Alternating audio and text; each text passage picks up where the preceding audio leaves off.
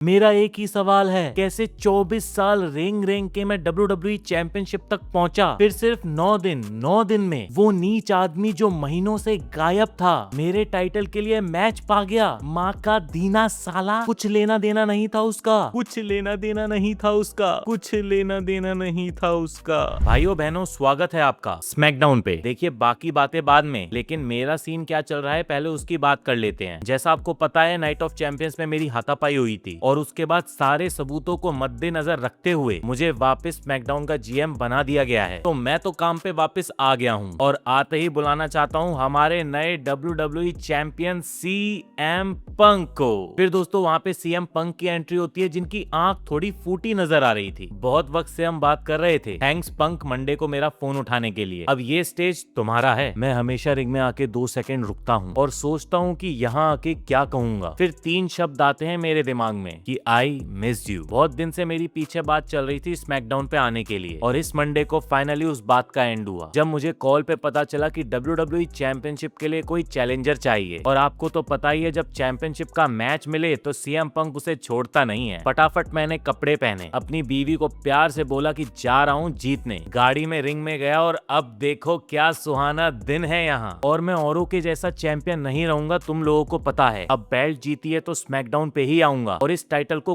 कई बंदों से डिफेंड करूंगा। मुझे तो आदत ही है ऐसे रहने की। प्रेशर जब मेरे ऊपर होता है, जब मैं सबका टारगेट बनता हूँ, तभी मेरी परफॉर्मेंस निकल के आती है। तो जो भी पीछे सुन रहा हो, अगर तुम में से किसी को लगता है ये तुम्हारी है तो आ जाओ। अगर तुमको लगता है तुम्हारे बस की है मुझे हराना तो आ जाओ। मैं लड़ूंगा हर किसी से, तुम लोगों के लिए जी जान से। सैमी ज़ेन, मैंने सुना तूने मेरे को क्या क्या कहा सोशल मीडिया पे। अगर तुझे आना हो तो आ जाओ। और कौन है यहाँ बैक स्टेज है? गुंथर, तुझे कैसे भूलूं? पिछली बार जब हम लड़े थे मैंने तुझे हराया था और हारना है तुझे तो आ जाओ। और कौन है? स्मैकडाउन में वैसे भी टैलेंट की कमी थोड़ी है। फिन बैलर 2 बार लड़ चुके हैं हम, एक बार तेरे घर पे, एक बार मेरे घर पे। अब करना हो तो हिसाब चुकता कर लेते हैं। और कौन है यहाँ? रॉयस कीस, डेमियन प्रीस्ट, रिक विलियम्स। तभी दोस्तों वहाँ पे वो बंदा आ जाता है जिसका CM पंक ने नाम नहीं लिया, कोडी रोड्स। वैसे मुझे पता है मेरी फूटी आंख के बारे में तो तू पूछने नहीं आया होगा, तो किस बारे में बात करना चाहोगे? हाँ, मैं आंख के बारे में पूछ नहीं रहा था, मगर कोइंसिडेंस ही बोल लो। जब मैं पिछली बार तेरे सामने खड़ा था तो मेरी भी आंख फूटी थी और तू बोल रहा था चैंपियनशिप के मौके कहीं से भी आ जाते हैं, लेकिन कई ऐसे मैचेस होते हैं जिनका सालों तक इंतजार करना पड़ता है। मुझे लग रहा है तू बात कर रहा है CM पंक वर्सेस कोडी रोड्स की, है ना? हाँ, मानता हूँ हम काफी वक्त से इस चीज को इग्नोर कर रहे हैं क्योंकि हम दोनों दोस्त हैं और मैं अपने बीच में कुछ खराब करना नहीं चाहता और रेसलमेनिया का मेन इवेंट इसको बनाना चाहता था। लेकिन अब मुझे नहीं लगता कि हम उतना इंतजार कर पाएंगे। नहीं मतलब पिछली बार मैंने यही पूछा था कि कब करना है और मुझे सच में नहीं पता अभी। हाँ, तो कब करना है? SummerSlam। तो दोस्तों ये तो तय ही था कि CM पंक अपना टाइटल कोडी रोड्स के साथ में डिफेंड करेंगे, लेकिन ये देखने के बाद जनता के अंदर इतनी एक्साइटमेंट थी नहीं। मुझे लगता है कि इन दोनों की स्टोरी को थोड़ा बिल्ड करने की WWE को जरूरत है और हील टर्न या कुछ पर्सनल कमेंट्स उसके अंदर हेल्प कर सकते हैं। हाँ सैमी, तूने ही तो बोला था तुझे मेंटल ब्रेक चाहिए, तो मैंने तुझे वही ब्रेक दे दिया। अब उस टाइम पे कोई भी मैच सेट हुआ हो उसमें तुझे क्या दिक्कत है? तो अगर अबे सुन मेरी बात, मौका दे रहा हूँ तुझे, मौका दे रहा हूँ ये सब सही करने का। मुझे नहीं पता कोडी डाल, पंक डाल, दोनों डाल, लेकिन आज शो के एंड तक बता देना। समझ गया हूँ।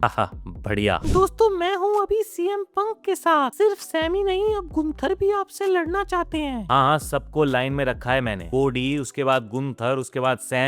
लेकिन ये माँ बहन की गालियां देना अच्छी बात नहीं है। अरे ये देखो, ये क्या है भाई? इसको बद्दुआ लगी है क्या? नहीं, सैमी जैसे अंडरडॉग से तूने टाइटल चुराया है। हम तेरे पे प्राउड फील करते नहीं है। तू भी सुन ले जॉनी रेसलिंग, क्योंकि मैं उस जॉनी को जानता था। ये तो पता नहीं क्या चीज है। और तू भी सुन ले, ये जो तुम लोग कर रहे हो ना, ये काम नहीं कर रहा है। थोड़ा रिंग में जाओ, रेसलिंग करो, ये उसका शो है। हाँ जी, स्मैकडाउन पे स्वागत है चैंपियन साहब। फिर दोस्तों आज फिन बैलर और टामा टोंगा के बीच में मैच होता है, जहाँ फिन बैलर जीतने लगते हैं तो टाला टोंगा इंटरफेयर करने की कोशिश तो करते हैं, लेकिन फिर भी फिन बैलर आज मैच निकाल ही लेते हैं। ऐसा बहुत कम देखने को मिलता है कि भाई फिन बैलर इंटरफेरेंस के बाद भी मैच को जीत लें, लेकिन स्मैकडाउन पे आके लगता है कि अब उनकी वैल्यू होने वाली है। फिर दोस्तों आज फिर एक वुमेन्स का बड़ा मैच होता है एलेक्सा ब्लिस और जेड कारगिल के बीच में, जहाँ पे एक पिन के टाइम में फिर से जेड कारगिल बॉच कर देती हैं। रोल अप पिन में थी और अपने शोल्डर ही खड़े नहीं कर पाई। आई मीन एलेक्सा ब्लिस तो वैसे ही हल्की फुल्की है, बंदी उसके सामने भी शोल्डर नहीं उठा पा रही है, लेकिन मैच को फिर जेडेड मार के निकाल लेती है और चेयर भी निकाल लेती है। तीनों बंदियों से फिर शार्लेट अकेले लड़ती है, लेकिन लड़ नहीं पाती। वहीं जेड कारगिल चेयर फंसा देती हैं एलेक्सा ब्लिस के हाथ में और स्ट्रेच करके उनका हाथ ही तोड़ देती हैं। अब लगता है एलेक्सा ब्लिस का कोई इंजरी का एंगल यहाँ से दिखाया जाएगा और कुछ टाइम के लिए उनको टीवी से बाहर भी किया जा सकता है। हालांकि दोस्तों मैं बता दूं कि ये इंजरी जितनी रियल दिख रही है उतनी रियल है नहीं। कई लोगों की ये क्वालिटी होती है कि वो अपनी एल्बो को एक्स्ट्रा बैंड कर लेते हैं, तो शायद एलेक्सा ब्लिस के पास भी वही क्वालिटी है जिसका वो अच्छे से फायदा उठा रही है। अरे यार, पोर्तुगल भी हार गई और यूएसए भी हार गई और मैं पैसे भी हार गया। अरे तुम अमेरिकन फुटबॉल को तो सॉकर बोलते हो, कहाँ जीतोगे? हमारा ये स्पेन का लौंडा तो सेमीफाइनल में पहुंच गया। ये रुक जा, ज्यादा खुश मत हो, हैरी केन अभी जिंदा है। अरे ओ, कब टैग मैच मिलेगा हमें? अरे ओ ट्रूथ, वॉर रेडर भाई 1 मिनट देना, जा रहे हैं मगर जल्दी बताना। अरे ओ ट्रूथ मेरे भाई कैसा है? हम एक बंदे को ढूंढ रहे हैं जिसकी हाइट इतनी है, मैसी जितनी। हाँ देखा है मैंने, पीछे फुटबॉल से बास्केटबॉल खेल रहा था। देख अब तुझे कहीं भी दिखे तो मेरे को आके बताना। वो रॉयस कीज देखा? ये नाम तो मैं पहली बार सुन रहा हूँ। अरे ट्रूथ क्या हाल चाल? और जिमी और जेकब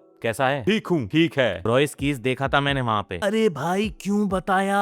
अरे हमें कुछ लेना देना नहीं है उससे, तू चल मेरे साथ। नहीं फिर दोस्तों रिंग के अंदर आ जाते हैं जिमी ऊसो और जेकब फाटू। सीधे मुद्दे पे आते हैं जिसके लिए आज हम यहाँ पे आए हैं। ओ सोलो आजा यहाँ पे और बंद कर दे पीछे देखना पोगो। तभी दोस्तों सोलो तो वहाँ पे नहीं आते लेकिन रॉयस कीज वहाँ पे एंट्री ले लेते हैं। तू सोलो जैसा तो लग नहीं रहा है। हाँ सोलो नहीं लग रहा मैं, लेकिन पिछले हफ्ते तुमने मेरा नाम लिया था, आज फिर से तुम मेरा नाम ले रहे हो, तो मैंने सोचा मैं तो अपना मुद्दा क्लियर कर लूं। देख हम आज परिवार के काम से आए हैं, ये तुम्हारा प्रेम रतन धन पायो का परिवार अब ये सबको दिक्कत दे रहा है, मुझे भी। अरे ओ किस परिवार का मैटर है, ये ओटीसी का मैटर है। हाँ वो ही ओटीसी जो यहाँ पे है नहीं। ए क्या बोला? रॉयस हम दोनों का सब सही है, तो इस चीज को वैसे ही रखते हैं। तू किसी को कुछ भी बोल ले, लेकिन ओटीसी प्लीज भाई प्लीज उसका नाम भी मत ले। जेकब वो बात नहीं है, तू हमारे परिवार को ज्ञान मत चोद, समझा?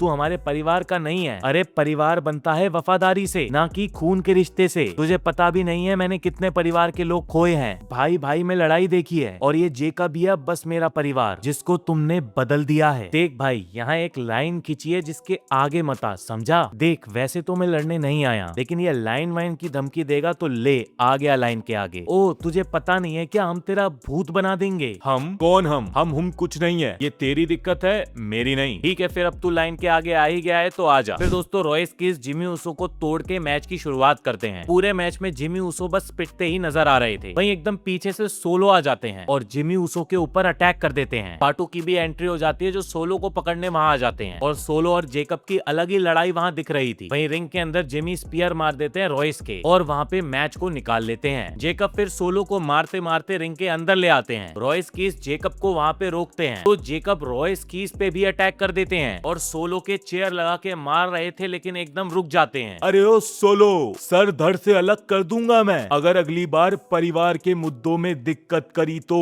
दोस्तों अब हमारे साथ हैं कार्मेलो हेज। कार्मेलो जी, ट्रिक विलियम्स ने आपसे बोला है कि आप अपने आप को प्रूव करो। देखो देखो ये प्रूफ शब्द, ये शब्द मेरे ऊपर कहीं भी लागू नहीं होता है, लेकिन मैं भी इंसान हूँ, हर बार जीतूंगा थोड़ी। इस याडी ने कभी रेसलिंग की है, कुछ समझता है ये? वैसे भी इसके सारे हिट गाने किसी ना किसी के साथ कोलैब करके ही आए हैं। और ये ट्रिक विलियम्स बड़ा ऑरा क्रिएट करता है, लेकिन मेरे से बड़ा ऑरा क्रिएट करने में उसको बहुत टाइम लगेगा। और आज मेरा मौका है जिसको मैं जाने नहीं देने वाला। सबको पता चल जाएगा कि मैं हूँ वो। अरे अपुन का टाइटल देखा? ये रिकी सेंट साला अपुन का टाइटल ही चुरा ले गया। तेरा टाइटल लेगेसी होना चाहिए ना। ये ले नया टाइटल, स्पेशली मैंने डिजाइन किया है। अरे मतलब ये तू लेके गया था और इसको तूने लेगेसी टाइटल बना दिया, बहुत बढ़िया यार। फिर दोस्तों कार्मेलो हेज और ट्रिक विलियम्स का मैच होता है। मैच लिटरली 40 मिनट से भी ज्यादा बड़ा था, कोई वहाँ पे हारने को तैयार ही नहीं था। लेकिन कार्मेलो हेज फर्स्ट 48 मार के मैच को निकालने ही वाले थे, लेकिन अचानक वहाँ पे पनौती बैरन कॉर्बन रिटर्न कर लेते हैं। आते ही ट्रिक विलियम्स पे अटैक कर देते हैं। फिर कार्मेलो हेज को एंड ऑफ डेज मारते हैं और ट्रिक विलियम्स को भी एंड ऑफ डेज मार देते हैं। भाई ये बंदा कहाँ से आया? इसको किसने एक्सपेक्ट किया था कि ये रिटर्न करने वाला है? WWE का सबसे बड़ा पनौती भी रिटर्न कर सकता है, ये तो मैं पहली बार देख रहा हूँ। वो चैंपियनशिप पकड़ के क्लियर कर देते हैं कि अब वो इस टाइटल के पीछे आने वाले हैं। हैं। जीतेंगे कि नहीं वो तो एक अलग ही कहानी है, लेकिन ये बैरन कॉर्बिन का रिटर्न सच में ही शॉकिंग था। लोगों की excitement CM Punk versus Cody Rhodes के अनाउंसमेंट से ज्यादा यहाँ पे हुई थी और लिटरली ये रिटर्न देख के मजा तो आया। वहीं फिर दोस्तों उसके बाद रिंग के अंदर गुंथर आ जाते हैं। मैंने निक एल्डिस को वक्त दिया था शो के एंड तक मेरे को बताने का, फटाफट आ और बता मुझे। ठीक है गुंथर, मैंने सोच लिया है जो सोचना था, और जो भी हुआ हमारे बीच उसको साइड रख के, जितनी भी बदतमीजी तूने की उसको साइड रख के, मैं फिर भी तुझे कुछ देने आया हूँ। तुझे कोडी रोड्स चाहिए,